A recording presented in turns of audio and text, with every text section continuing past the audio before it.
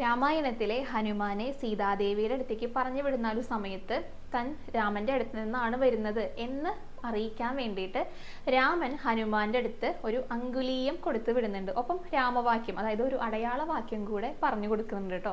അതെന്താണെന്ന് നമുക്ക് നോക്കാം.